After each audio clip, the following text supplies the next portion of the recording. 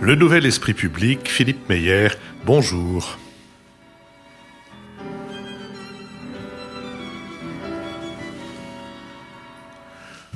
Bonjour, merci de nous avoir rejoints pour la deuxième partie de la conversation que nous avons enregistrée dimanche à l'école alsacienne en public. Et quand je dis nous, je veux dire Jean-Louis Bourlange, essayiste, je veux dire Béatrice Gibelin, géographe et géopoliticienne, je veux dire Lucille Schmitt, vice-présidente de la Fabrique écologique, et Richard Verly, correspondant à Paris du quotidien suisse en ligne, Blick.fr. Donc, nous avons beaucoup parlé, même uniquement parlé des élections, et j'imagine que c'est aussi sur les élections et à propos des élections que nous allons maintenant échanger avec le public, en commençant par vous, Monsieur Lao.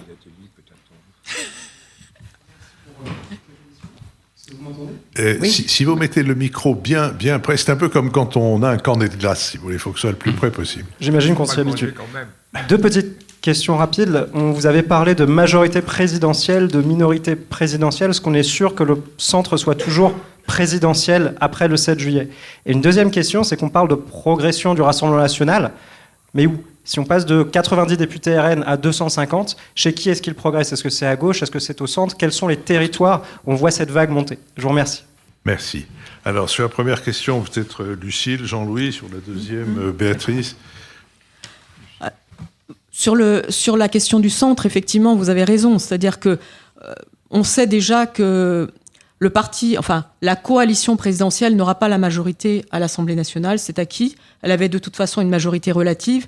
Et donc toute la question, c'est effectivement la recomposition.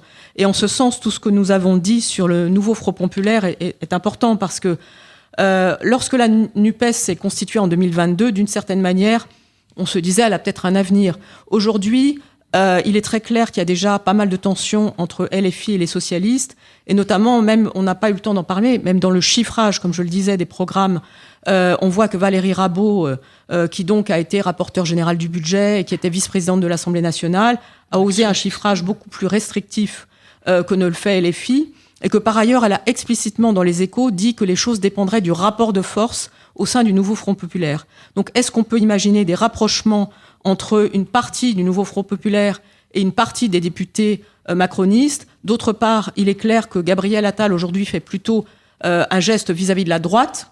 Donc je crois que beaucoup de choses dépendront du nombre de députés élus et qu'il peut y avoir aussi, je voulais là-dessus revenir sur l'espèce de ping-pong qu'il y a eu entre Jean-Louis et Richard, on peut imaginer même de l'émancipation à l'égard d'Emmanuel Macron. C'est-à-dire qu'on voit bien que tout ce qu'on fait, on a été habitué au fond depuis 7 ans à commenter sans cesse ce que faisait Emmanuel Macron, ses états d'âme, ses humeurs, jusqu'où il allait, son brio qui est tout à fait réel. Mais la question c'est, est-ce qu'on peut assister à une sorte d'explosion d'une culture parlementaire ? Voilà ce que... Moi c'est le pari que je prendrais, car je suis pour le leadership collectif. Oui, alors, d'abord, il y a effectivement une question de clarification sémantique. La majorité présidentielle, ça signifie qu'une chose, c'est la majorité qui a conduit Macron à l'Élysée et qui l'a maintenu il y a 2 ans. Ça ne doit pas être confondu avec la majorité parlementaire, puisque de majorité parlementaire, il n'en était que relative, et maintenant, il n'en est plus du tout. Donc, c'est 2 choses différentes. C'est, je crois, ça, la question qui est posée. Et ça m'amuse de voir les amis d'Emmanuel Macron avoir du mal à s'émanciper. Ils s'émancipent donc violemment, comme tous ceux qui sont inquiets de leur père, surtout quand leur père a une tête de frère aîné. Mais ils s'émancipent. En réalité, ils doivent s'assumer comme une volonté de majorité parlementaire. C'est l'un des 3 blocs qui prétend être une majorité parlementaire. Le président de la République est élu très largement. Il y a 2 ans, pas il y a si longtemps, 58% des voix, excusez du peu de présidents ont fait ça. Il est élu pour 5 ans et il lui appartiendra, en face de l'Assemblée qu'il trouvera, de nommer un homme ou une femme chargé de trouver une majorité au Parlement et de lui proposer des ministres en fonction de cette majorité. C'est comme ça que ça se présente, et vous avez tout à fait raison de dire qu'il ne faut pas mélanger les genres. la majorité présidentielle et la majorité parlementaire sont deux réalités distinctes, même si les protagonistes de la Ve République ont toujours un peu de mal à accepter cette dualité. Sur la question de savoir si le Rassemblement national, c'est implicite, je crois, dans votre question, est un parti de droite, non. Je crois que la caractéristique du Rassemblement national, c'est qu'il est autant de gauche que de droite. Il est, sur le plan économique, il est, sur le plan culturel, il est relativement libéral sur toutes les questions de mœurs. Il ne s'est absolument pas identifié à la lutte contre le mariage pour tous.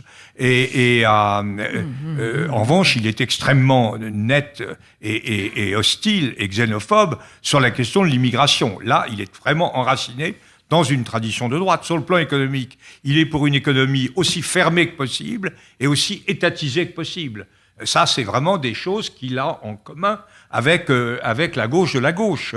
Sur le plan de la démocratie, il est également assez réfractaire à la démocratie libérale, traditionnelle, fondée sur la pluralité des pouvoirs. Et j'en discutais en aparté avec Lucie un instant, nous voyons bien que ceux qui pointent le risque d'un conflit grave entre le pouvoir du Rassemblement national et la magistrature, ou les juridictions, sous toutes leurs formes, juridictions de l'ordre judiciaire, Conseil constitutionnel et Conseil d'État également, pointent un danger très réel. Et toutes ces histoires de démocratie participative qui m'ont toujours paru, je suis désolé pour Richard, parce qu'il appartient au seul pays qui a réussi à faire quelque chose avec ça, mais la Suisse est tellement au-dessus de tout par ses qualités intellectuelles et morales qu'on ne peut pas prétendre l'imiter. Mais tout ça, c'est de la foutaise, c'est référendum, etc. C'est une façon de court-circuiter le Parlement. Je rappellerai que le tirage au sort, ça c'est une de mes oppositions au président de la République, que le tirage au sort pour faire des comités est contraire au principe de laïcité. Parce que le tirage au sort, ça vient de la Grèce, et en Grèce, on tirait au sort parce qu'on croyait que c'était la voix des dieux. Ben non. En France, c'est le peuple, c'est les citoyens qui ont le pouvoir, pas le tirage au sort et les dieux. Béatrice Gibelin. Alors sur la géographie, enfin, au fond, le Rassemblement national attire qui ? Il attire à gauche et il attire des gens de droite, des deux côtés. Longtemps, on a dit que c'est un parti qui séduit les hommes, mais maintenant, il séduit les femmes. Le rôle de Marine Le Pen, d'ailleurs, dans un côté, quand elle est sur le terrain, comment elle sait parler aux femmes, comment elles peuvent s'identifier à elle, ce qui est absolument aberrant, bien évidemment, quand on regarde les choses telles qu'elles sont. Mais quand je la vois manœuvrer dans le bassin minier du Pas-de-Calais, c'est extraordinaire comment elle sait parler à ces femmes. Donc, c'est intéressant de voir comment ça a progressé. Deuxième chance, celui des jeunes. Pendant très longtemps, les jeunes ne votaient pas au Front National. Aujourd'hui, il y a un électorat jeune pour le Front National. Et puis, ce qui est aussi intéressant, c'est l'extension sur l'ensemble du territoire national. On aura peut-être des élus RN en Bretagne. On aura peut-être des élus RN en Alsace, ce qui était... Oui. C'est pas vrai, Béatrice. Les jeunes ont toujours été très sensibles, plus sensibles que d'autres au Rassemblement national. La nouveauté en ce moment, c'est que les vieux deviennent sensibles. Oui, alors ce basculement de la France rurale, c'est ça qui... Et les vieux cathos. Les vieux, oui, et les vieux cathos intégristes, la Vendée, par exemple. Oui, mais pas d'une façon... Oui. Excusez-moi, mais ça... On se lève, ceux qui sont concernés. Oui, c'est pas mais ce qui me semble important, c'est d'avoir cette extension sur l'ensemble du territoire. Longtemps, on a eu, on va dire, à l'est d'une ligne, le Havre-Perpignan, c'était le vote du Front National. Et puis, à l'ouest, beaucoup moins. Aujourd'hui, on a quand même une extension de ce vote sur l'ensemble du territoire. Alors, c'est un parti attrape-tout aujourd'hui, et qui, comme il est dans une dynamique, il attrape encore plus. Merci beaucoup, monsieur. Je voudrais compléter ce qui vient d'être dit Plus près. En posant deux questions. Pourquoi il n'est jamais vraiment question de l'implantation locale, pas vue de Paris, mais vraiment sur le terrain du Front National? Je me suis posé la question et j'ai constaté que les conseillers qui ont un rôle fondamental, parce que les ministres ne peuvent pas passer leur vie sur le terrain, mais les conseillers, ce sont, à Matignon comme à l'Élysée, ce sont des publicitaires, des sciences-poïstes, des communicants et qui ne mettent jamais les pieds, par exemple, dans l'agriculture profonde, dans la France profonde. Dès qu'on fait 300 km hors de Paris et qu'on essaye d'aller voir ce qui se passe à la campagne, eh bien on s'aperçoit qu'ils n'ont pas les visites. Alors, madame parlait de Marine Le Pen, mais Marine Le Pen, elle a fait quadriller le terrain par des gens qui étaient présents. Donc, c'est la première question que je voulais poser. Pourquoi il n'en est jamais question? Alors, ça recoupe. J'ai détaillé ma question dans un message à Jean-Louis Bourlange. J'ai des exemples. Pour vous donner ce à quoi je pense, on m'avait fait une remarque, c'est Alain qui m'avait fait la remarque, quand j'étais au début à la Cité des Sciences, pourquoi l'abattoir moderne de la Cité des Sciences a été une catastrophe économique et pas seulement, puisqu'il y a même eu un mort, parce que Minck avait dit, si jamais Giscard, une fois par semaine, allait chez son boucher, il aurait appris que les bêtes, dorénavant, elles étaient tuées sur le terrain à la campagne, et que c'était des camions frigorifiques qui amenaient les bêtes à Paris, il n'y avait plus besoin d'abattoir. Et on a construit un abattoir qui a coûté une fortune. Ça, c'est ma première remarque rapide. Et ma deuxième remarque rapide concerne les journalistes, parce qu'on tape beaucoup sur les médias, les réseaux locaux, etc. Mais je constate qu'il y a une influence des journalistes très importante, et je ne parle évidemment pas de vous, parce que j'apprécie beaucoup vos interventions, en particulier celle de Bourlange et Richard Verly, mais je pense aux chaînes nationales, par exemple. J'ai constaté... Non, mais Philippe Meyer, il sait que j'aime beaucoup Philippe Meyer. Je dois dire que votre façon de passer de l'abattoir aux journalistes m'a fait un peu peur. Je ne vais pas les tuer. Je fais juste la remarque suivante. J'ai écouté une interview de Madame Dati. Et c'était la première fois depuis toute cette campagne que je l'ai entendue faire une remarque au journaliste, je ne dirai pas son nom parce qu'il se reconnaîtra, qu'il interrompait les intervenants selon les goûts qu'ils présentaient pour eux. Et Dati lui a dit, laissez-moi parler, vous laissez parler Glucksmann, laissez-moi parler moi. Donc voilà, je pense que le rôle des journalistes, même des chaînes, est très important par rapport à celui des médias locaux. À propos du scandale des abattoirs de la Villette, il y a la raison que vous dites, c'est-à-dire qu'on n'en avait plus besoin, mais même en n'en ayant plus besoin, on a réussi à construire un abattoir dont les couloirs qui amenaient les vaches à leur fin dernière étaient trop étroits pour qu'elles puissent passer. Ce qui, quand même... Là, c'est pas Sciences Po, c'est Polytechnique. Jean-Louis, je crois que tu... On vous entend pas parce que vous n'avez pas de micro. Jean-Louis. Oui, sur les abattoirs, sur le marché de la viande, j'ai besoin d'une information complémentaire. Je crois que les parlementaires sont souvent assez incompétents et les domaines... Moi, j'applique toujours la maxime d'Aristide Briand, je suis d'une ignorance encyclopédique. Et sur la question de... Je crois que vous êtes dans l'erreur sur la question de l'engagement sur le terrain. Ça ne s'applique pas d'ailleurs à moi parce que j'étais dans une circonscription à l'absence de cumul très très difficile à identifier avec une population extrêmement fluide. Et à vrai dire, je dis souvent que beaucoup de mes électeurs me connaissaient essentiellement par ma participation à l'Esprit public, à France Culture, puis au Nouvel Esprit public. C'était d'ailleurs, ça se confondait d'ailleurs avec la prochaine fois, je vous le chanterai, de Philippe Meyer, si bien qu'il croyait qu'alors que les émissions ont toujours lieu le dimanche, il me disait « Ah, je vous écoute tous les samedis ». Je pense qu'il me prenait pour Philippe Meyer. Mais en réalité... Oui, il voulait te faire chanter. Oui. Ah non, mais ça, oui, parce qu'il ne savait pas. Mais en réalité, moi je vois mes collègues, ce sont des gens de terrain. Il ne faut pas du tout croire que les parlementaires ne sont pas à l'écoute de leurs concitoyens. Ils sont constamment sur leur terrain. Les rentrées, les remontées, comme ils disent, du lundi ou du mardi, après 3 jours sur le terrain, c'était toujours extrêmement précis, extrêmement documenté. Le problème qui est posé, qui est un problème beaucoup plus grave, c'est qu'il y a actuellement en France, pour des raisons qui s'expliquent, par l'anxiété, par l'ampleur des mutations technologiques, par l'ampleur des bouleversements de pouvoir, la mondialisation, enfin tout un ensemble de choses qui fait que les gens sont très anxieux. Mais le grand problème, c'est l'écart entre les attentes des concitoyens qui veulent ne plus voir des gens qui ont qui sont un peu différents d'eux, qui veulent du pouvoir d'achat, qui veulent que ça continue comme avant et qui sont extrêmement angoissés et qui mobilisent sur des partis protestataires et les besoins réels du pays, qui sont des besoins d'investissement, d'efforts, de développement de l'appareil militaire face à des menaces de sécurité accrues, de développement des investissements technologiques, tout un ensemble de choses qui ne sont pas prises en compte aisément par les gens. Ce que nous voyons dans la confrontation des programmes actuellement, c'est la confrontation des désirs et des possibles. Le possible, c'est le bloc central, et vous voyez qu'il est à la peine. Les désirs, c'est sous des formes différentes, mais assez proches, assez jumelles en réalité, ce sont les deux blocs extrêmes. Et ça, nous le vivons, et la France le vit très particulièrement.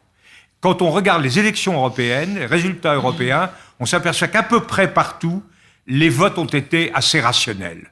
Et la poussée de l'extrême droite a été très limitée. On donne toujours l'exemple de l'Italie, mais Madame Meloni a fait ses succès en ruinant son collègue Salvini. Ça a été un transfert d'une extrême droite à l'autre.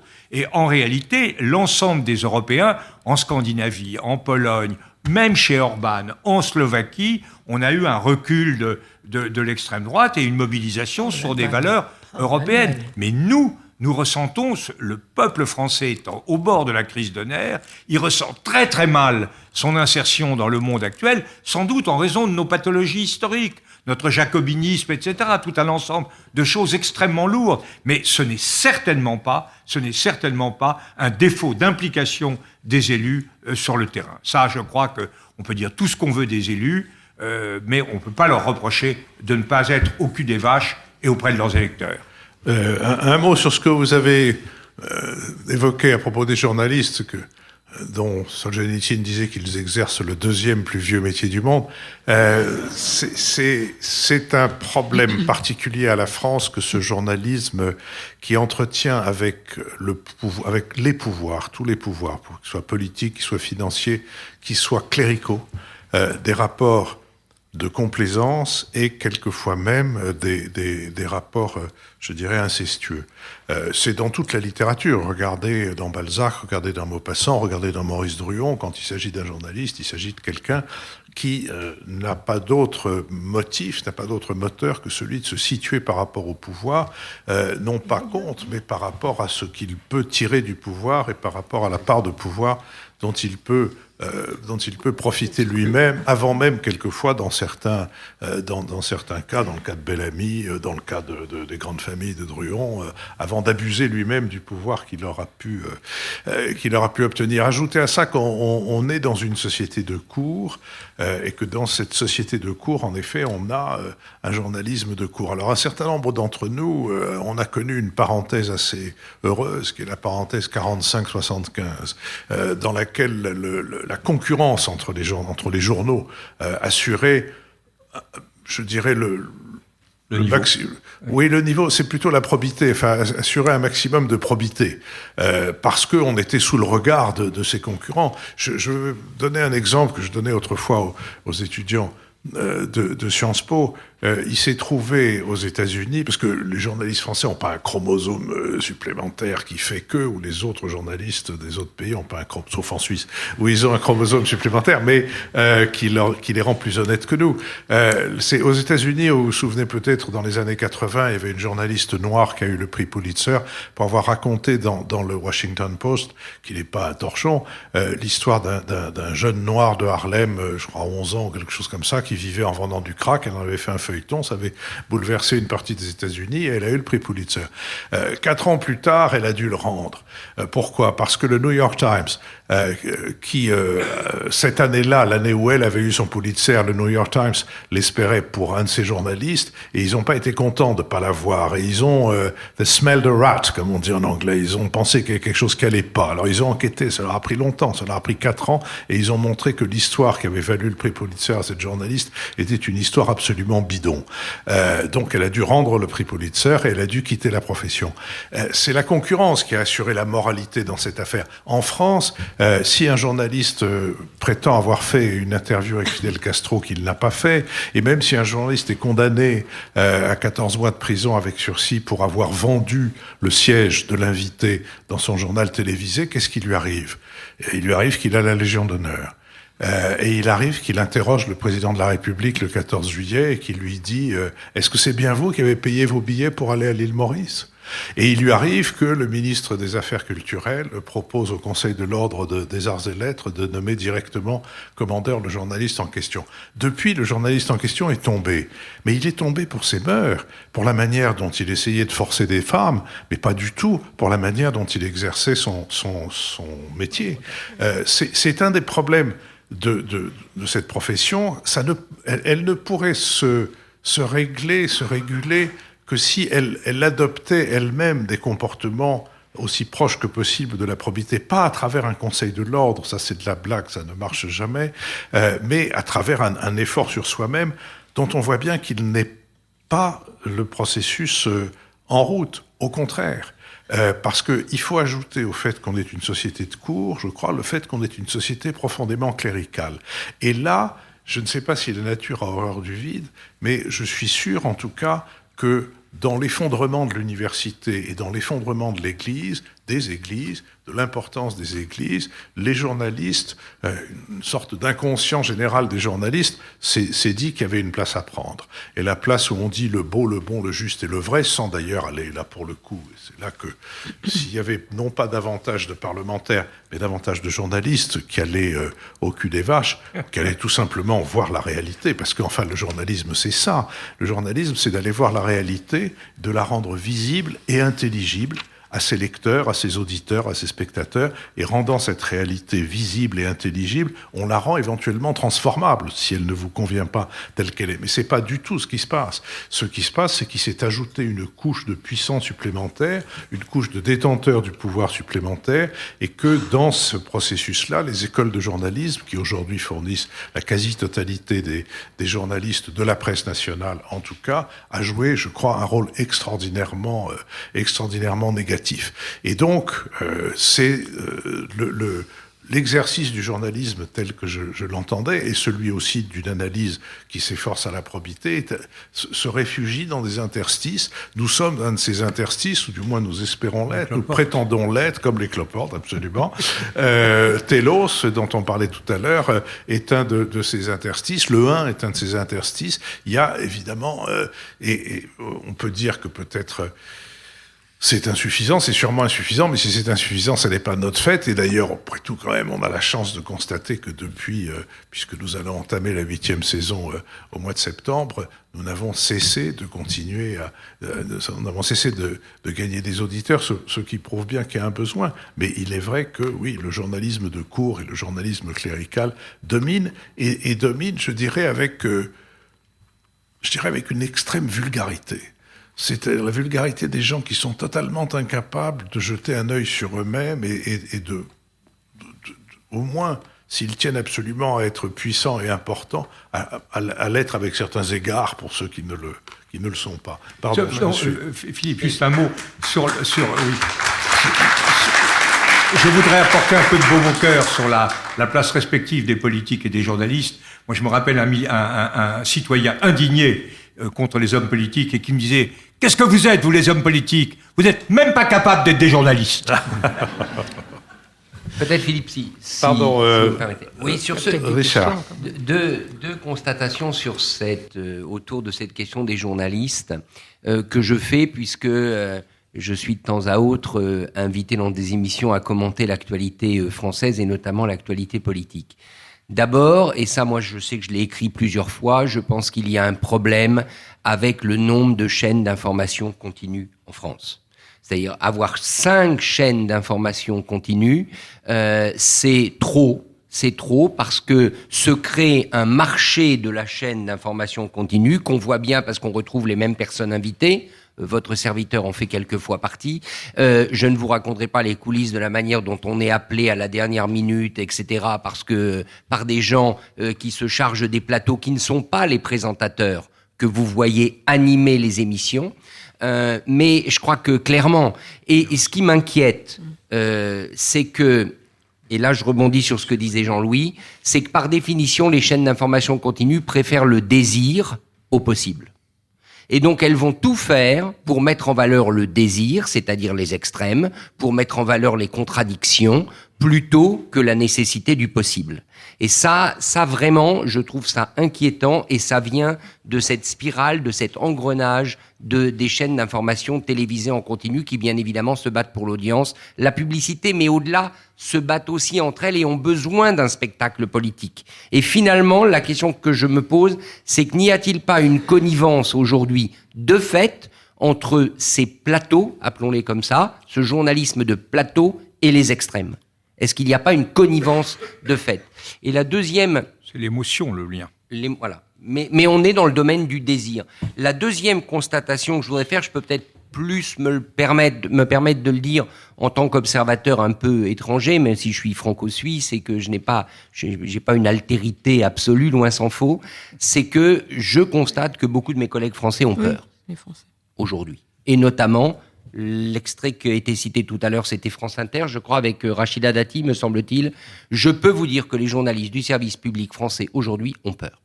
Ils ont peur. Et donc, ils ont peur du Rassemblement national, pour être très clair, et d'une victoire du Rassemblement national. Et comme ils ont peur, ça je le constate, comme ils ont peur, alors ils ont deux réactions. La première, c'est de se transformer en résistants, déjà. Donc ils estiment que leur rôle, c'est de résister au sein de leur chaîne au Rassemblement national, ce qui pose quand même un problème quand vous travaillez pour le service public. Et le deuxième, c'est de préparer l'avenir et donc de voir comment ils vont se positionner et donc d'altérer leur jugement puisqu'ils pensent déjà à la place suivante si le Rassemblement national devait venir au pouvoir. Mais en tout cas, ça j'ai pu le constater à France Inter notamment, dans le service public. Aujourd'hui, les journalistes ont peur. Oui, merci beaucoup. D'abord, pour équilibrer, je voudrais reconnaître le grand talent de Béatrice Gibelin et de Lucille Schmitt. Voilà. Et donc, alors, du fond du cœur, je voudrais vous remercier de la qualité. J'en aurais presque les larmes aux yeux. J'ai les larmes aux yeux. Voilà, donc je voudrais vous remercier d'une provinciale grenobloise qui est venue prendre un peu de sérénité, 1h30 de sérénité à Paris. Et ma question, elle sera sur l'Ukraine. Je suis très inquiète pour l'Ukraine, que ce soit... Et là, j'en suis très triste, que ce soit une élection qui favorisera le RN ou que ce soit une élection qui favorisera la NUPES. Parce que là, effectivement, dans le désir de paix, c'est un grand danger. Voilà, merci beaucoup. Béatrice, il me semble qu'il s'impose que ce soit toi qui... Moi, pas forcément, mais vous avez raison d'être inquiète. Si c'est effectivement le RN, il suffit de voir un certain nombre de candidats RN. Bon, on cite toujours Mariani, mais il y en a d'autres qui sont allés être observateurs des élections en Russie et qui ont trouvé qu'il n'y avait rien à redire. Il y a de quoi d'être effectivement tout à fait inquiet. Et il y a de quoi d'être inquiet aussi du côté du nouveau Front populaire. Parce que la position, si c'est LFI qui l'emportait et qui, dans le rapport de force, impose sa vision des choses, pour l'Ukraine, on aura quelques soucis à se faire, comme on en aurait pour l'Europe de la même manière, si c'était l'un ou si c'était l'autre. Donc effectivement, vous avez raison d'avoir les larmes aux yeux. Je ne peux pas vous rassurer, j'en suis désolée. Lucille Schmitt. Oui, moi je voulais insister sur le fait que Raphaël Glucksmann, au Parlement européen, vous le savez, a mené sur la question ukrainienne et sur l'ensemble d'ailleurs des questions de droits humains. C'est un très bon député européen, il a été très engagé sur ces sujets. Et d'emblée, Raphaël Glucksmann, qui a été malheureusement trop absent les premiers jours de la campagne, parce que je crois que c'est pas du tout un politicien professionnel et que d'une certaine manière, il cherchait ses marques par rapport à des appareils partisans qui se sont précipités pour négocier selon des figures et des rituels qui lui échappaient.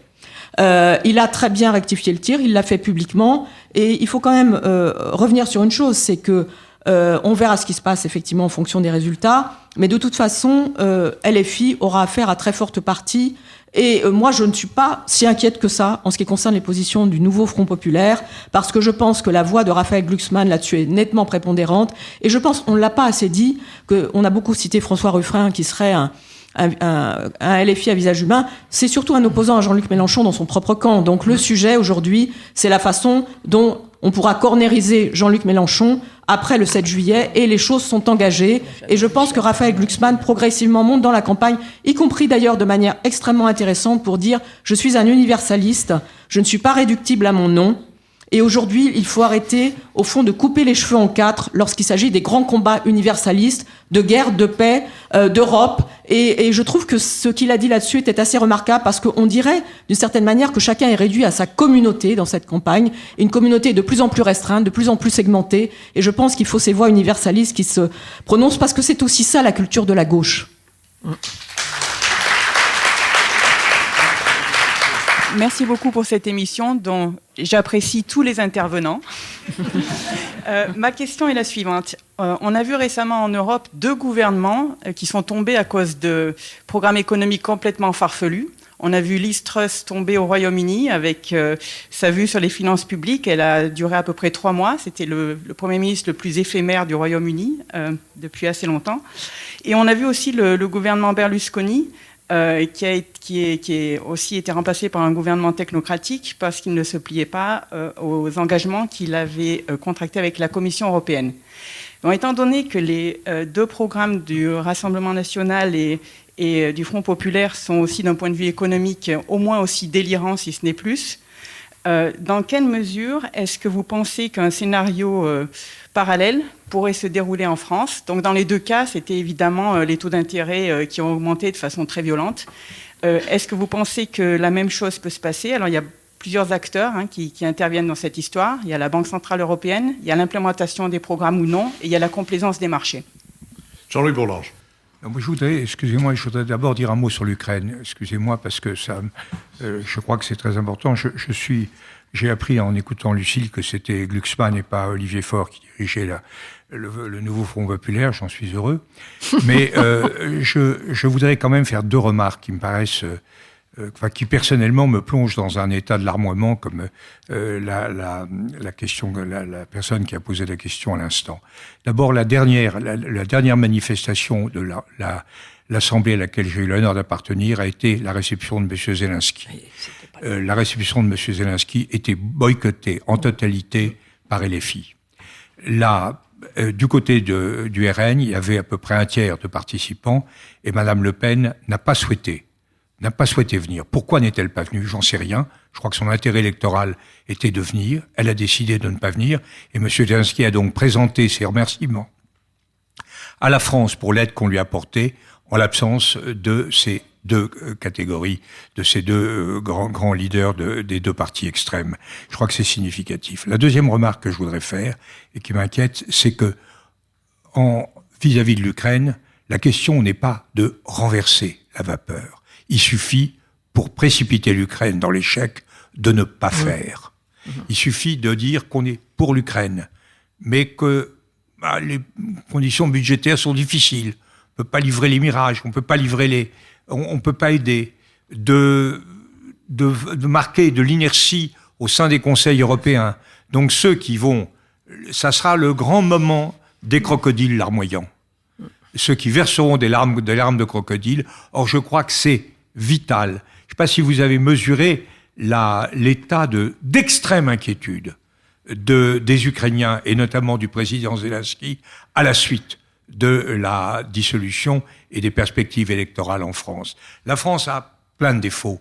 La France veut voyager en première classe avec un billet de seconde, comme disent les Allemands, c'est vrai. Mais la France est au cœur de l'Union européenne. La France est le cœur, elle est le cœur de l'Union européenne. Nous avons inventé ce système. C'est Macron, avec ses excès, avec ses maladresses, les troupes au sol, etc. C'est Macron qui incarnait cette volonté de résistance qui fléchit ici et là. Elle existe en Pologne, elle existe dans les pays scandinaves, elle existe dans les pays baltes, mais globalement, c'était dans le cœur de l'Union européenne, c'était nous. Et il suffit, pour laisser perdre l'Ukraine, simplement de ne pas faire. Et ça, moi, en tant qu'ancien président de la Commission des Affaires étrangères, c'est mon tourment de tous les jours. Le reste est abominable, vous avez raison. Les scénarios, je ne vais pas les faire. Les scénarios économiques, tout ça est frappadingue de part et d'autre. Alors Bardella nous dit, rassurez-vous, je ne vais pas appliquer mon programme. Bon, très bien, si c'est pour ne pas appliquer son programme, autant voter pour un autre. Et les autres disent, nous n'aurons pas appliqué notre programme parce que de toute manière, c'est le RN qui va gagner. Enfin, bon. Jean-Louis, sur la question économique, Lucille.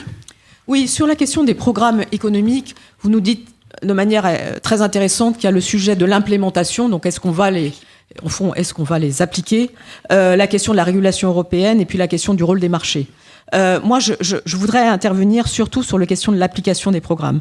Ça me semble évident que dans les campagnes électorales et dans cette campagne si particulière, le fait de respecter, entre guillemets, les figures obligées des campagnes électorales a quelque chose d'assez grotesque et que, donc, moi je pense que ce sont largement des programmes économiques prétextes et j'observe que d'une certaine manière, tout le paradoxe par rapport à ce que disait Jean-Louis de Jordan Bardella, c'est qu'aujourd'hui, c'est lorsqu'il est en retrait par rapport à son programme, il dit « vous inquiétez pas, au fond, on va pas forcément appliquer ce qu'on dit », que d'une certaine manière, il gagne en crédibilité. Ça, c'est quand même tout un paradoxe, c'est-à-dire qu'on fait un programme pour dire qu'on ne va pas l'appliquer, et du coup, on gagne en crédibilité vis-à-vis des chefs d'entreprise et vis-à-vis, au fond, des électeurs. Donc, ça montre bien que, comme on le disait tout à l'heure, le moment de la campagne électorale, dans ces 15 jours que nous avons devant nous, est un moment, sur le plan économique, relativement délirant, alors même que chacun aspire à exercer davantage de responsabilités gouvernementales et parlementaires. Donc c'est tout un hiatus, et en ce sens, moi j'espère évidemment que les électeurs sont capables de se dire là il y a des gens raisonnables, là il y a des gens raisonnables, là il y a que des gens qui ne savent pas de ce dont ils parlent, mais c'est un vrai sujet, c'est-à-dire que les programmes économiques prétextes, c'est vraiment très compliqué. Sur la question du programme économique délirant, du nouveau Front populaire, moi je ne vais pas dire que le programme économique du nouveau Front populaire est applicable. Contrairement à un certain nombre d'économistes qui se sont échinés à essayer de démontrer qu'il était applicable, alors même qu'il me semble qu'il faudrait mieux dire la vérité, qui est qu'au fond, on fait ce programme parce qu'il faut en faire un, mais qu'on espère bien ne pas l'appliquer. Je vous le dis franchement. Par exemple, les 14 tranches d'impôt sur le revenu qui viennent directement du programme de l'AFI, j'espère qu'on ne va pas l'appliquer, parce que je pense que ça, c'est quelque chose qui est de nature à faire que les classes populaires ne votent pas pour le nouveau Front populaire, contrairement à son nom. Donc, il y a un sujet sur la façon dont on traite l'économie et le droit dans les campagnes, parce que, comme je l'ai dit tout à l'heure, il faudrait que les campagnes soient un moment de clarification, et c'est un moment de confusion, encore davantage aujourd'hui sur l'aspect économique. Je terminerai sur Gabriel Attal, qui a pour lui le fait d'être déjà Premier ministre, qui a pour lui le fait d'avoir fait un très bon débat avec Jordan Bardella, où il était de loin le plus compétent, mais qui aujourd'hui ose quand même des propositions qui sont à l'inverse de ce qu'il avait dit il y a 15 jours. Donc personne n'a le monopole aujourd'hui d'une forme d'incohérence parce que c'est la campagne et que tout le monde se dit on fera autre chose une fois qu'on sera élu. Richard Verly. Sur l'économie, moi j'avoue que je suis inquiet. Bien évidemment, ça va dépendre du résultat des élections et si on aboutit à l'hypothèse Draghi à la française, ce serait la meilleure sans doute hypothèse pour l'économie, mais pour l'instant dans les urnes, on ne la voit pas vraiment. Je suis inquiet parce que je ne crois pas qu'on puisse comparer la France d'aujourd'hui à l'Italie ou à la Grande-Bretagne, si je reprends les deux exemples que vous avez cités. L'Italie était pendue. En gros, Berlusconi était pendu par la corde européenne, on était en pleine crise de la dette, on était en pleine tourmente financière mondiale, et il n'y avait pas le choix. Et d'ailleurs, les Italiens, il faut le rappeler, y compris Madame Meloni, ont accepté une réforme des retraites extrêmement douloureuse, bien plus douloureuse que la réforme française, mais ils l'ont fait parce qu'ils étaient pendus. Donc voilà, ça c'est la première chose.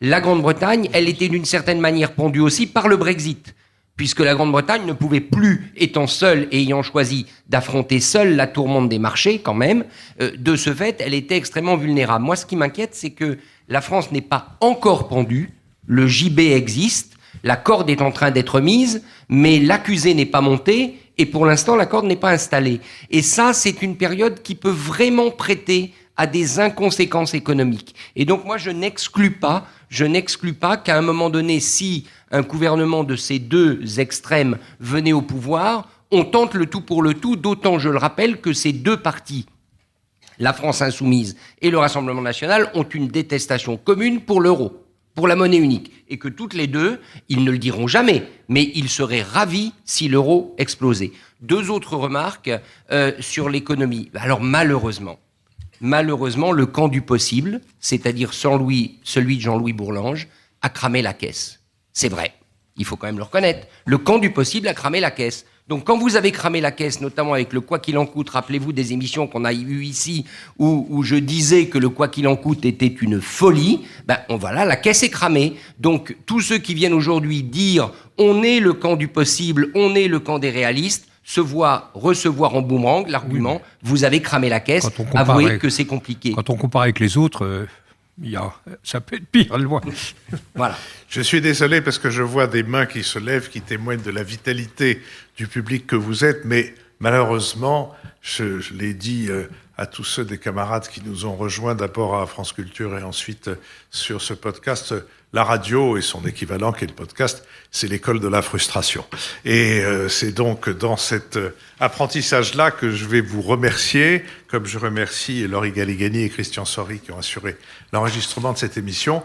Vous donnez rendez-vous, non pas mercredi, puisque au moment où je parle, il est devenu mercredi par l'effet de la diffusion de cette conversation et de ces échanges, mais je vous donne rendez-vous dimanche pour une émission dont je ne sais pas encore ce qu'elle sera parce que c'est pas très clair de savoir si nous avons le droit un jour de vote de parler politique ou si l'ARCOM, sous une forme ou sous une autre, va nous tomber sur la tête, mais je pense que nous arriverons cependant à faire le travail d'analyse et de compréhension que nous essayons de faire d'habitude. Merci à vous, merci à l'École alsacienne.